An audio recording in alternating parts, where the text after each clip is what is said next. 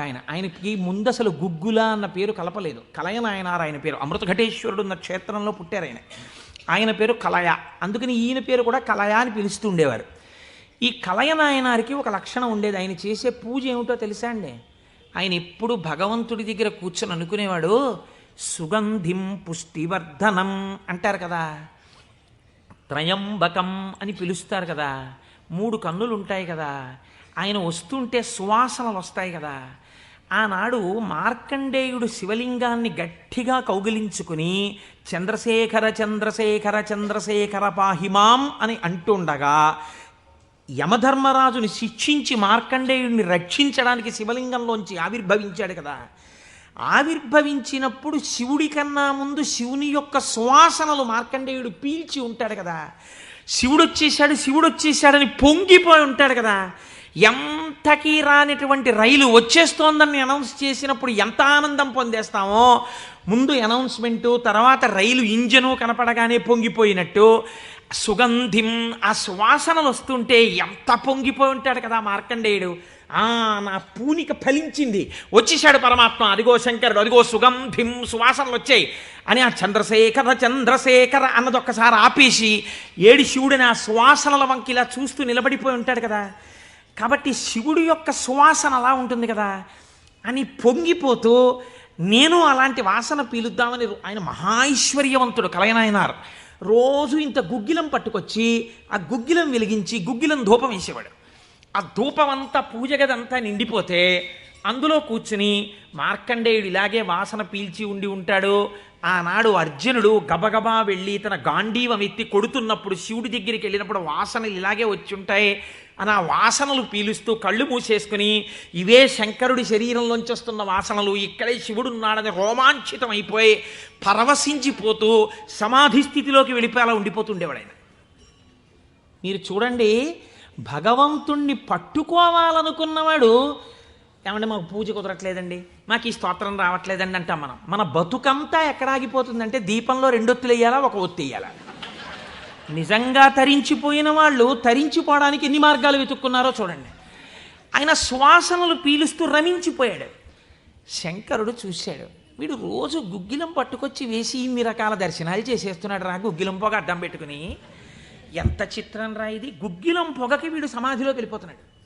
అసలు ఈ గుగ్గిలం కొనలేని స్థితి తెస్తే ఏం చేస్తాడో చూద్దాం అనుకున్నాడు. ఐశ్వర్యం అంతా క్షీణింపచేశాడు. ఆయనకి మనస్సు శివుడి మించి పోలేదు. ఎలాగో అలా నానా కష్టాలు పడి ఇంత గుగ్గిలం తెచ్చి శంకరుడికి వేసి ఆ వాసన పీల్చేటప్పటికి సమాధిలోకి వెళ్ళిపోయాడు. ఇంక ఏముంది, మనస్సు అలవాటు పడిపోయింది. ఇంత పొగొచ్చేటప్పటికి అంతే సమాధిలోకి వెళ్ళిపోతాడు. ఎంత తేలికండది. అగరత్తు వెలిగించకుండా ఉంటాం కదా, అగరత్తు వెలిగిస్తే గుగ్గిలం అయినా సమాధిలోకి వెళ్ళిపోతాడు అంతే. ఈ స్థితి చూసి శంకరుడు భార్యాబిడ్డలు తినడానికి కూడా అన్నం మెతుకు లేకుండా చేశాడు. చూద్దాం ఏం చేస్తాడు. భార్యాబిడ్డలు పస్తులున్నారు. అన్నమో రామచంద్ర అని ఆ భార్య మహాపతివ్రత. ఆవిడ తన మెడలో ఉన్నటువంటి మంగళసూత్రాన్ని తీసి నాయనారికి ఇచ్చి, అయ్యా మీరు ఇది పట్టుకెళ్ళి వెలకట్టి అమ్మించి డబ్బు పట్టుకుని రండి, దాంతో మనం కొన్నాళ్ళు భోజనం చేద్దామని. తప్పకుండా తీసుకొస్తానని ఆ మంగళసూత్రాలు చేతిలో పట్టుకుని శివ శివ శివ శివ అని సంతోషపడిపోతూ వెళ్ళిపోతున్నాడు. శంకరుడు ఒక పెద్ద బండిలో గుగ్గిలం బస్తాలు వేసుకుని ఎదురొచ్చాడు. మళ్ళీ దొరకవుట గుగ్గిలం, అందుకని చెప్పి బస్తాలు కొనుక్కెడుతున్నాను, ఎవరైనా కావాలంటే కొనుక్కోండి అని అరిచాడు. అమ్మ బాబోయ్, గుగ్గిలం దొరకదటని చెప్పి ఈయన గబగబా మంగళసూత్రాలు ఇచ్చేసి గుగ్గిలం బస్తాలు కొనేశాడు. పోనీ గుగ్గిలం దొరకదంటున్నారు, ఇంటికి పట్టుకెళ్ళి ఈ గుగ్గిలాన్ని దాచుకుని రోజు ఇంతంత వేద్దాం అనుకున్నాడా? నిజంగా నాడు శంకరుడు వస్తుంటే సుగంధిం పుష్టివర్ధనం, ఇదొక్కటే ఆయన సమాధికి కారణం. ఇంత గుగ్గిలం వెలిగించి మధ్యలో కూర్చుంటే అసలు నిజంగా శంకరుడు విరాట్ రూపంతో వచ్చేసినట్టు ఉండదు. కాబట్టి ఈ గుగ్గిలం అంతా వెలిగించేస్తానన్నాడు. ఇంట్లో వెలిగించేస్తే బాగుండదు, పొగలు వచ్చేస్తాయి. ఓ గుళ్ళోకి పట్టుకెళ్ళి వెలిగించేస్తే బాగుంటుందని ఈ గుగ్గిలం అంతా వేసుకుని ఓ గుడికి పట్టుకెళ్ళి ఈ గుగ్గిలం అంతా వెలిగించేసి దాని మధ్యలో కూర్చొని సమాధిని పొందేసి కడుపులో ప్రేగులు నకనకలాడిపోతున్నాయి, తెలియదు, ఆకలి తెలియదు, శరీరం నీరస పడిపోయింది, శరీరం అంతా నొప్పులు పెట్టేస్తోంది, తెలియదు, ఇంట్లో భార్య బిడ్డలు శోషించి పడిపోయే స్థితి వచ్చింది, తెలియదు. ఆ పొగ మధ్యలో సమాధి స్థితిని పొందాడు. ఇప్పుడు నా భాషలో చెప్పాలంటే భగవంతుడు ఓడిపోయాడు. పరీక్ష పెట్టగలడా ఇహ? ఏం పరీక్ష పెడతాడు? కాబట్టి చూడలేకపోయాడు ఆయన. అమ్మ బాబోయ్, ఇదెక్కడ భక్తి రాని గబగబా కుబేరుణ్ణి పిలిచాడు. కుబేరా, ఇలా నా పక్కన ఎన్నాళ్ళు నించుంటావు? నాకేం అవసరం లేదు. అడిగో మహానుభావుడు చూసావా, గుగ్గిలం పొగ మధ్యలో కూర్చున్నాడు పెళ్ళం మంగళసూత్రాలు అమ్మేసి. వెంటనే వెళ్ళి ఆయన ఇంటిని బ్రహ్మాండమైనటువంటి అంతఃపురంగా మార్చేయి, భార్యకి బిడ్డలకి భూమండలంలో లేనంత ఐశ్వర్యాన్ని ఇచ్చేయి, ముందు ఉత్తరక్షణం వాళ్ళకి షడ్రశోపేతమైన భోజనం పెట్టు అనేటప్పటికి వాళ్ళ ఇల్లు మారిపోయింది, షడ్రశోపేతమైన భోజనం వచ్చింది. అయ్యో భర్త గారు ఎక్కడికి వెళ్ళారో అనుకుంటోంది ఆవిడ. అశరీరవాణి వినపడింది. అమ్మా, నీ భర్త భక్తి ముందు లొంగిపోయాడమ్మా, శంకరుడు మహదైశ్వర్యం ఇచ్చేశాడు నీకు.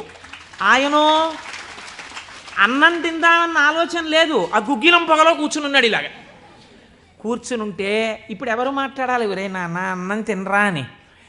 అమ్మా నాన్నగారు కోరుకున్న కోరికోటి ఉంది, నువ్వు ఎలా అయినా డాక్టర్ అయిపో. ఇంజక్షన్ చేసేసారు ఆ పిల్లకి.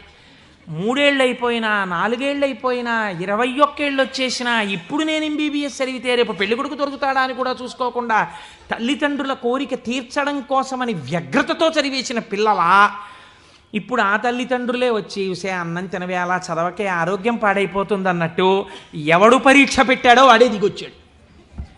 దిగొచ్చి ఎవడు?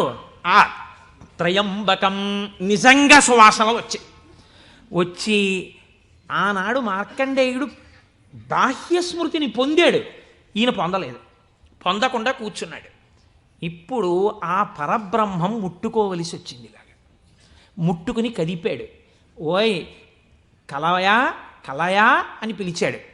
పిలిస్తే ఆయన గభాలన బాహ్య స్మృతిని పొంది అబ్బా శంకరుడు వచ్చేసాడన్నాడు. నిజంగా కనపడితే ఇలా అరుపులు కేకలు ఉండవు.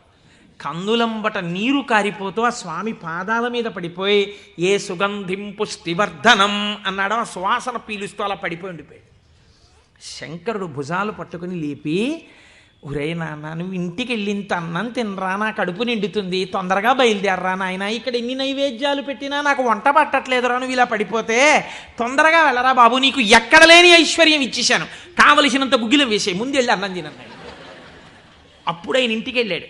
ఇంటికెళ్ళి షడ్రశోపేతమైనటువంటి భోజనాన్ని నాయనార్ స్వీకరించాడు. దీన్ని గుగ్గిల నాయనార్ అంటారు పెరియ పురాణంలో. ఎందుకంటే శివపురాణం చెప్పుకుంటూ నాయనార్ల చరిత్రని అనుసంధానం చేసి ఉత్తరాయణ పుణ్యకాలంలో నాయనార్ల గురించి వింటే పార్వతీ సహితుడైనటువంటి ఆ పరమశివుడు పొంగిపోయి పరవశించిపోతాడు.